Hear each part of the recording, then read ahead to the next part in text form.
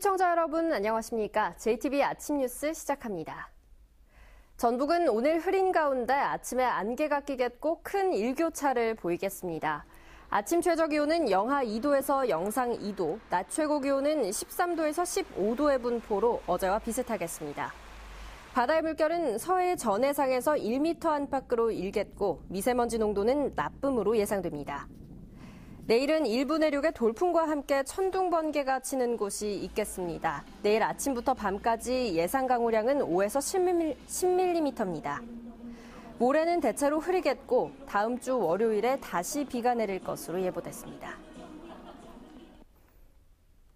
다음 달 말쯤이면 서남의 해상풍력단지 공사가 시작됩니다. 부안과 고창 어민들이 비상대책위원회 발대식을 갖고 본격적인 반대 운동에 들어갔습니다. 사업을 찬성하는 어민들과의 갈등도 우려되고 있습니다. 정원익 기자가 보도합니다.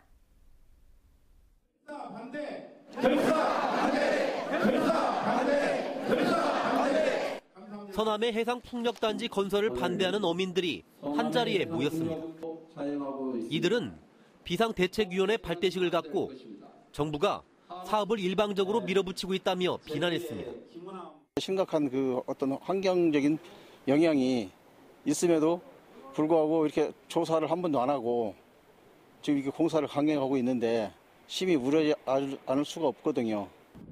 새만금 방조제, 원전 온배수, 모래 채취에 이어 풍력단지까지 들어서면 어장이 황폐될 거라는 우려가 컸습니다. 여기가 중요한 산란지죠. 이 새만금까지 포함해서. 그런데 여기를 방제조, 막조, 각종 개발한다고 해서 해안 정비 다 해버리죠? 이러고 있으니 바다가 황폐화될 수밖에 없습니다. 정부와 전라북도는 해상풍력단지가 지역 발전에 큰 기회가 될 것으로 보고 있습니다. 우려와 달리 피해도 크지 않다며 어업피해 조사가 끝나면 보상 절차를 진행할 예정입니다. 사업에 찬성하는 어민들 역시 일자리 창출에 큰 기대를 갖고 있습니다. 젊은 사람들 일자리, 애기들 애야 하면은 젊은 때 나갔던 사람들 돌아오게끔 그만한 일자리들이 엄청나게 생겨납니다. 국내 최대 규모의 서남의 해상풍력단지 조성사업. 착공일이 다가올수록 반대와 찬성의 목소리가 높아지면서 주민들 간의 갈등도 커질 것으로 우려되고 있습니다. JTBC 뉴스 정원익입니다. 김승환 교육감이 또다시 법정에 서게 됐습니다. 이번엔 교육 공무원 인사에 부당하게 개입했다는 혐의인데요. 법을 어겼다는 검찰과 단 1%도 혐의를 인정할 수 없다는 김 교육감이 치열한 법정 다툼을 예고하고 있습니다. 이승환 기자입니다. 검찰이 김승환 교육감을 또다시 법정에 세웠습니다. 지난 2013년부터 2년간 4차례에 걸쳐 자신이 원하는 직원을 서기관으로 승진시키기 위해 근무 성적 평정 순위를 고치도록 했다는 겁니다. 하지만 김 교육감은 혐의를 완강히 부인하고 있습니다. 저는 혐의 사실에 대해서 단 1%도 인정하지 않습니다. 그것은 우리 존경하는 전북 도민들 앞에서 제가 맹세를 합니다. 쟁점은 이렇습니다. 검찰은 행정국장과 부교육감의 권한인 근무성적 평정에 김 교육감이 개입한 것 자체가 법률 위반이라는 입장입니다. 김 교육감은 하지만 근무평정 순위가 정해지기 전 행정국장과 부교육감에게 의견을 제시했을 뿐 어떠한 압력도 행사하지 않았다며 무죄를 주장하고 있습니다. 김 교육감이 법정에 서는 건 이번이 3번째입니다. 2012년에는 시국선언 참가 교사에 대한 징계를 미뤘다는 이유로 기소돼 무죄를 선고받았고 2015년에는 학교폭력 가해 사실을 학생부에 기재하라는 교육부의 지침을 따르지 않았다는 이유 등으로 기소돼 1심에서 무죄를 선고받고 항소심 재판이 진행 중입니다. JTBC 뉴스 이승환입니다. 더불어민주당의 대선 후보를 뽑는 경선의 현장 투표 결과가 유출됐습니다. 민주당은 근거 없는 내용이 유출됐다며 유출자를 찾아 엄벌하기로 했습니다. 하지만 공당의 경선 관리가 허술했다는 비판이 커지고 있습니다. 김철 기자입니다. 민주당의 대선 후보를 뽑는 경선의 현장 투표 결과가 유출됐습니다. 오는 27일에 호남 경선 결과를 공개하겠다던 당초 약속을 어긴 겁니다. SNS엔 후보들이 군산과 진안, 전주 덕진에서 얻은 득표수가 적혀 있습니다. 전라북도 15군데 투표소의 현장 투표 결과를 일목요연하게 정리한 내용도 떠돌고 있습니다. 전북에서는 A 후보가 2,775표로 66%, B 후보가 728표로 17%, C 후보가 652표로 15%의 득표율을 보였습니다. 득표율이 낮게 나온 후보 측은 반발하고 있습니다. 반발이 당연히 있죠. 1등 주자에게 유리한 근거를 이렇게 막 얘기들이 띄고 있고 뭐 이렇게 알동되는 거에 대해서 책임자는 그適当한 책임을 좀 져야 하지 않겠느냐. 하지만 전국적으로 현장 투표에 참여한 5만여 명 가운데 11,000여 명의 득표를 합산한 것에 불과해 정확한 통계로 보기도 어렵습니다. 캠프 관계자들이 현장 투표 개표에 참여해 처음부터 유출될 수밖에 없는 허술한 구조였습니다.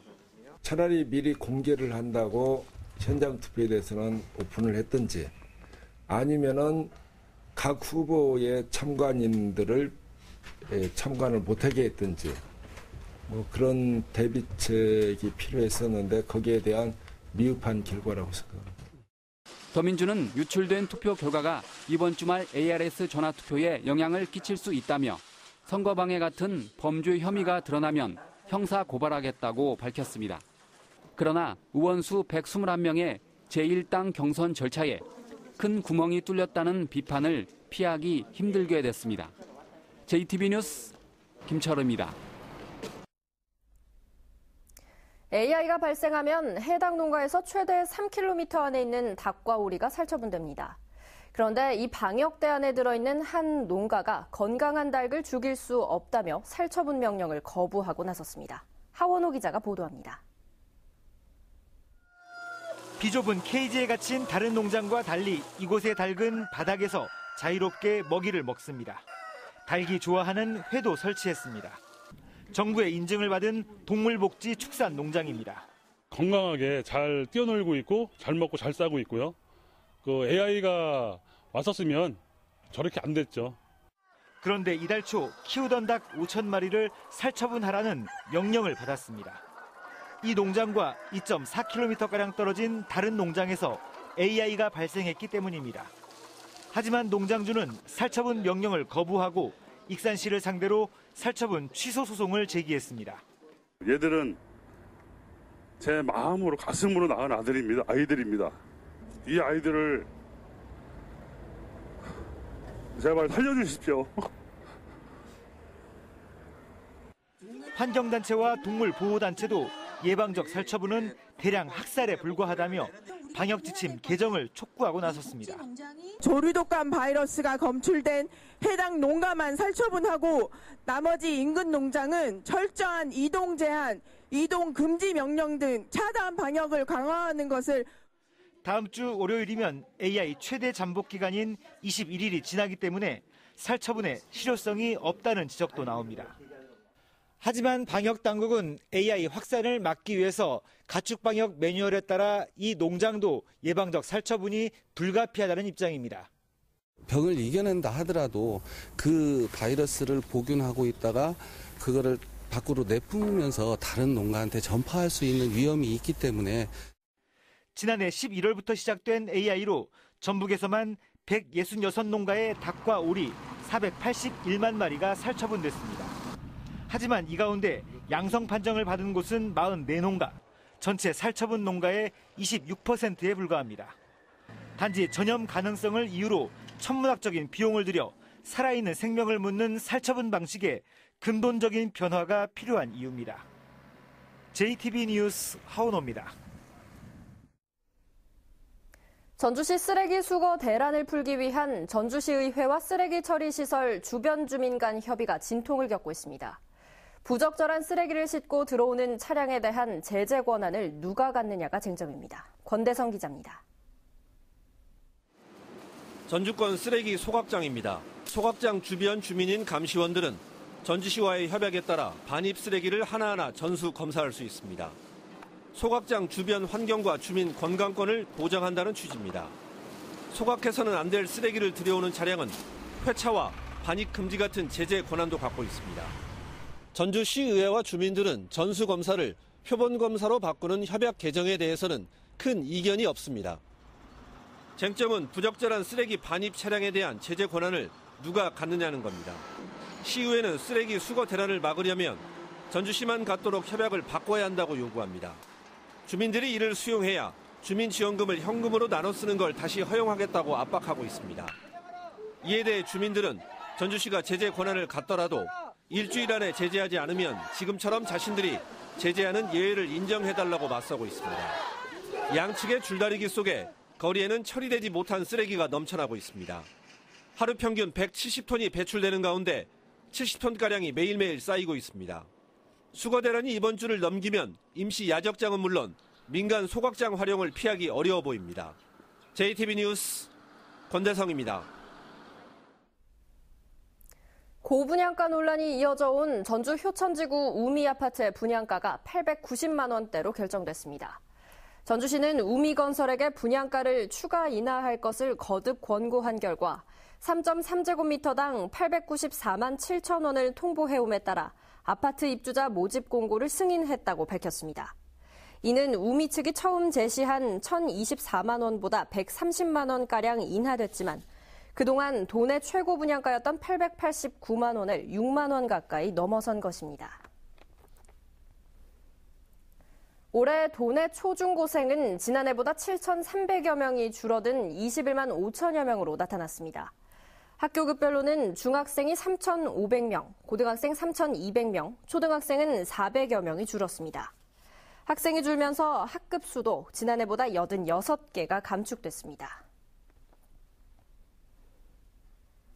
더불어민주당 문재인 경선 후보가 전북을 찾아 대선 공약을 발표했습니다. 문재인 경선 후보는 혁신도시를 연기금과 농생명 금융거점으로 탄소산업을 고부가가치 산업으로 키우고 청와대 새만금 전담부서를 만드는 한편 국제공항과 신항만 구축을 앞당기겠다고 밝혔습니다. 이와 함께 한국해양선박금융공사를 신설해 군산조선소의 공공선박 발주를 늘리고 지리산권 친환경 전기열차를 지원하기로 약속했습니다. 또 전북의 인사차별과 예산차별을 없애 전북의 상실감을 해소하겠다고 말했습니다.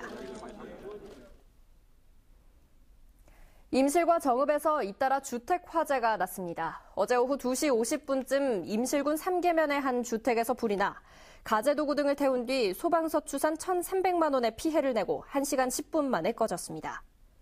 오늘 새벽 1시쯤 정읍시 산내면의 한 주택에서 원인을 알 수 없는 불이 나 막바지 진화 작업이 이루어지고 있습니다. 소방당국은 두 화재 모두 인명피해는 없다며 정확한 화재 원인을 조사하고 있다고 밝혔습니다.